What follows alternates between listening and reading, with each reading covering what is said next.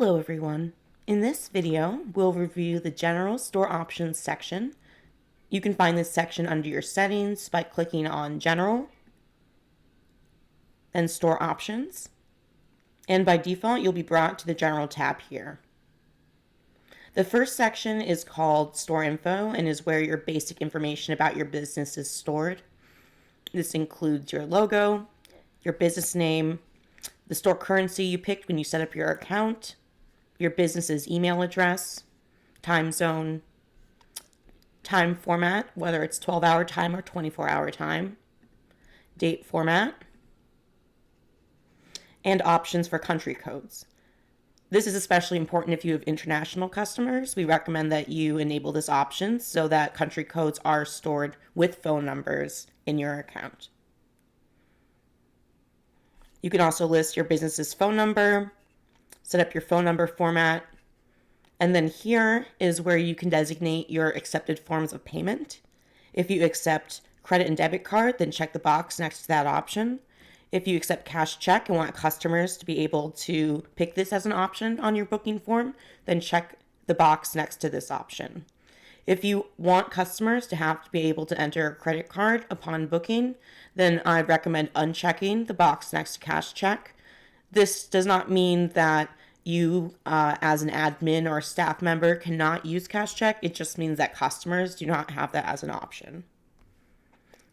Next, you want to decide what types of forms you'd like to offer. You can offer booking forms, which is the actual form that allows the customer to fill out information about the service they'd like. Then they can find a date and actually schedule online. Lead forms are more like submission-based forms. You can ask the same questions on a booking form as you would a lead form. The only difference is you'll receive a notification and you can check your lead and then get back to the lead via phone or email. Next, decide how you'd like to manage the colors for your admin booking calendar. This is if you go to the dashboard and go to calendar view. There are colors associated with different bookings. Right now, the colors are set to booking type based, which means that the booking status decides what color the booking is. If we switch to provider based, then that would allow you to pick a different color per provider and color the bookings according to the provider assigned. This next option here has to do with the filters along the top of the page.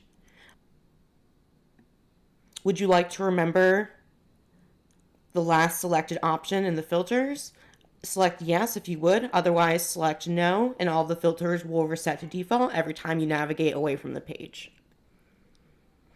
Also, if you have a service fee and you charge that or any sort of fee that's associated with location, you can change the name of that to something else in your store by selecting yes for this final option here. We'll set it up as location fee. The next section here is going to be your location settings. This decides how you manage locations in the system, at least what the default locations will be for your forms. If you use locations at all, you have two different options to pick from. You have zip or postal code based locations where you can actually create a list of zip codes or post codes. And then as long as the customer enters one of those post codes into the field, they'll be able to continue with filling out the booking form. There's also name-based locations, which is just as it sounds, the names of your location in a drop-down panel. The customer can pick their location from this list and then continue filling out the form. If you select no location, then there won't be any sort of location field at the top of your form, so you don't have to worry about either of these options. If you do select zip code based, you will have an additional setting option, which is if you want to activate the wildcard zip code postal feature. This essentially allows you to enter the first couple of digits of the post or zip code, and then as long as those digits are entered by the customer, whatever follows will be accepted into your locations. The next section we have here is your address settings. There's just one question here. Would you like to show the name of your location at the end of the address? This is if you have specific names for your locations that you would like to be included in the address name as well. For example, if you service a large city and your locations are downtown, uptown, and midtown, then you can choose to add those terms to the end of each address as appropriate. Next, we have the calendar settings. This is how you view your bookings in your admin dashboard. You can disable calendar view, which is currently set as the default for this particular account. Calendar view just allows you to view bookings on a calendar-like schedule. You can view it for day view, week view, or month view.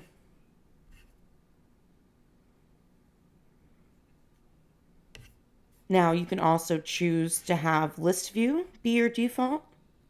This will instead list out all of the appointments with location information, the general price, and then a couple of different action buttons that you can utilize to edit, delete, cancel, or send an add card link to the client. The next question is how you would like to set up the calendar view by default. You can select day view, week view, or month view as your default view. For the provider's location on the calendar by default, you can have them located along the top, the timeline or horizontal version, or on the side. For the month view, decide if you'd like to show customer names in the view or if you'd like to show bookings as dots. If you have multiple bookings on a single date and time, decide whether you'd like them to be displayed side by side or if they should be overlapped. And then finally, would you like to hide the provider's non-working hours in gray, like this, to indicate that the provider is not available? If you'd like to hide it, then you can select yes, and the non-working hours will be hidden and colored as the background color. Next, we have the rescheduling fees section. This is for if you'd like to charge a rescheduling fee at all. If you don't, you can just select no. Otherwise, you can select yes to charge a rescheduling fee. You can decide if that fee is going to be a dollar amount or a percentage. If you'd like to override the service category settings for all reschedule fees and apply these fees here, then check the box next to that option.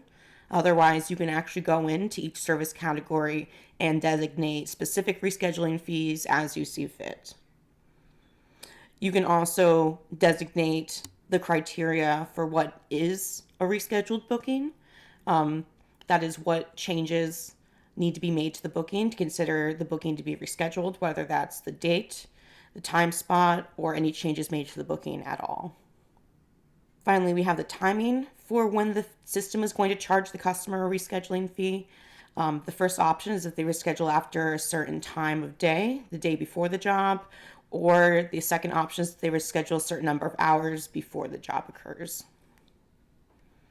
You can exclude rescheduling fees automatically for same-day bookings if you'd like.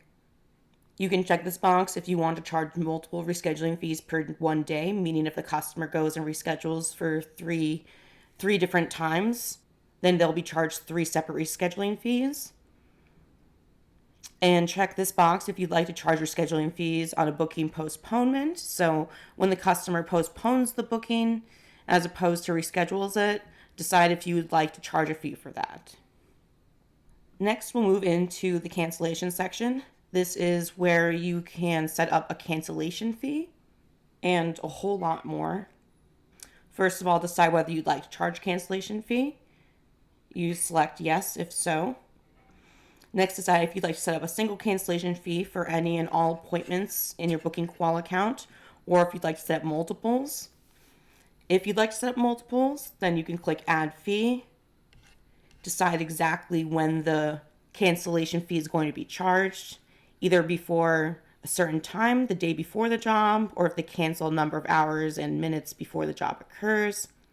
You can decide whether the cancellation fee will be a flat rate or a percentage based. And then you can also decide if some or all of the cancellation fee is paid to the provider. When enabled, you can enter a dollar amount or a percentage amount of the cancellation fee, and then will automatically be added to the provider's check.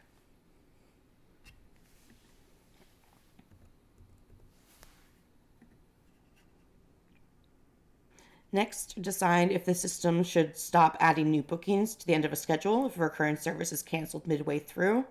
If you select yes, that means that if a series of bookings is scheduled out for the next, let's say, 12 weeks, and on week 6, the customer decides to cancel all future bookings, you need to decide whether the system is going to keep that service canceled and not add any bookings past that point of weeks 6 through 12, or if the system should add bookings and just assume that the customer only wanted to cancel that finite number of bookings. You can also exclude this for same-day bookings. Next for cancellations is setting up cancellation reasons. This is extremely helpful when it comes to determining why your customers are canceling your services. If you'd like to set up reasons for why a booking is being canceled, select yes, and then click Manage Reasons, and you can see a list of default reasons that come with your account. You can also edit or delete these and add your own reasons. You can even have them applicable on just recurrent appointments, single appointments, and you can also decide if that particular reason will exclude the cancellation fee or exclude the cancellation after first appointment fee, which are fees that you can set up in your general settings and in your frequencies.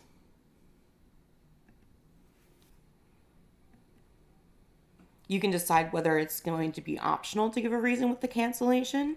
If it is optional, then you might not collect as much details. If you select no, then the client or staff member or admin who cancels the appointment will need to give some sort of reason for the cancellation. You can also have a comment box with the cancellation section. This might be nice to have if you're looking for more personal feedback as to why the customer is canceling the service. You can make it optional or required to leave a comment with the cancellation. Next, you'll actually select which services in your system you would like to display the cancellation reasons in the pop-up. So if you don't want cancellation reasons to pop up for certain types of services, then you can find that industry name and then uncheck the box next to that service. Finally, you can decide if the reasons in the pop-up will be displayed for the admin only or for customers as well.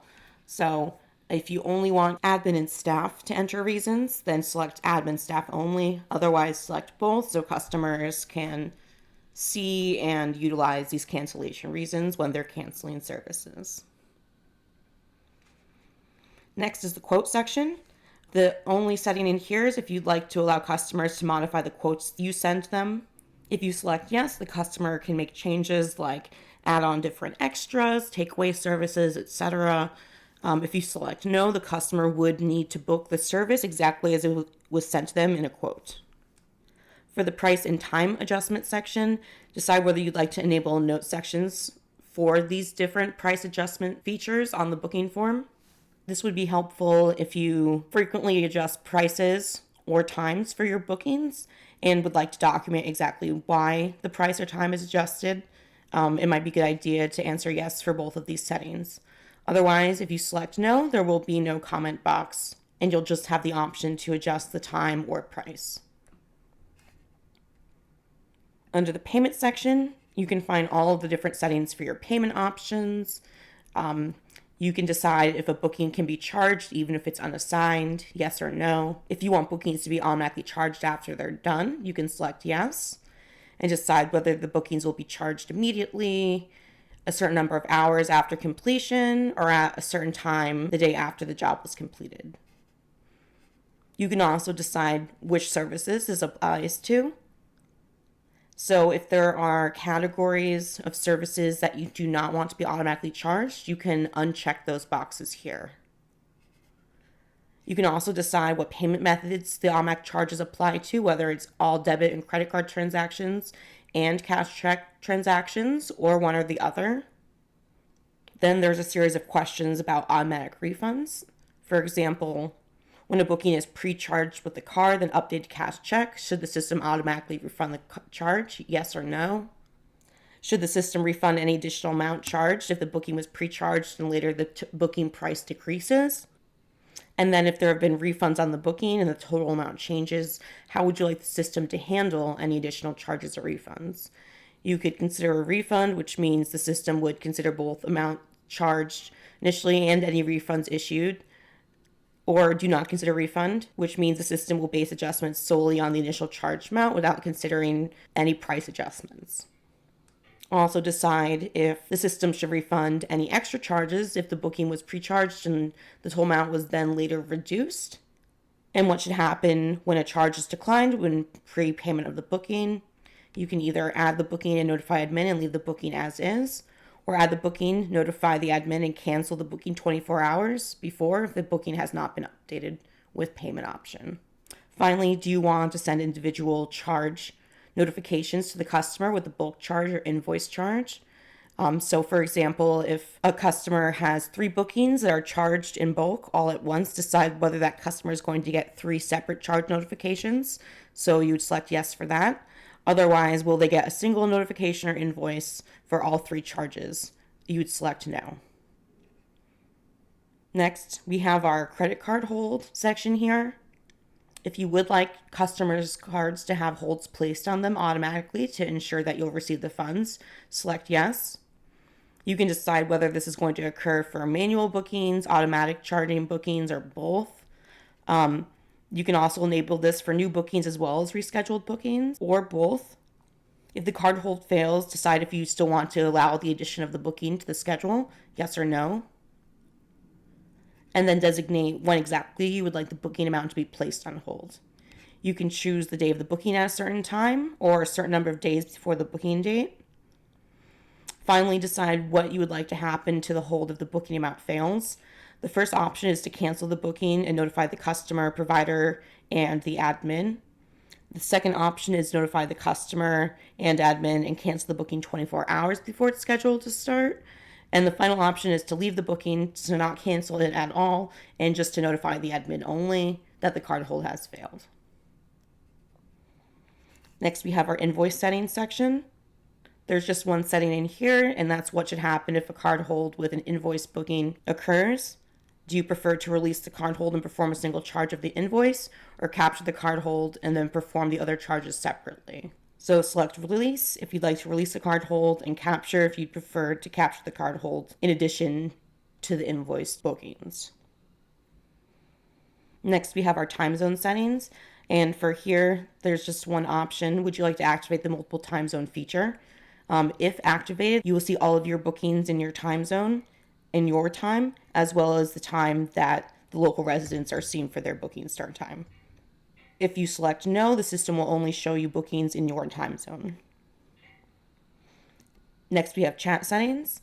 And for this, it's do you want to activate the provider chat feature? This allows you to chat with your providers on a chat that's located on your dashboard right here. It allows you to see which providers are belonging to teams, so you can send team messages, you can send individual messages, and providers will get alerts when messages are sent to them, and they can respond via their app or dashboard. So if you'd like to activate this chat feature, select yes, otherwise select no. For multi-spot settings, this is if you want to activate multiple appointments per booking spot. This would be helpful if you are, let's say, a dog walker and you can take on multiple clients or dogs at once. You can enable multiple appointments per booking spot so that you can book up to 5 dogs per hour, as opposed to not being able to schedule more than 1 job per time slot. And then last, we have the access settings. These are the messages that are shown to the customer if they try to log in or book, but their account has been blocked or deactivated. You also can create a message for when providers try to log in but have also been deactivated. And these messages can just read anything like, we apologize for the inconvenience, please contact us, etc. Now, once you've made any changes, be sure to hit that save button. And all of your settings will be up to date.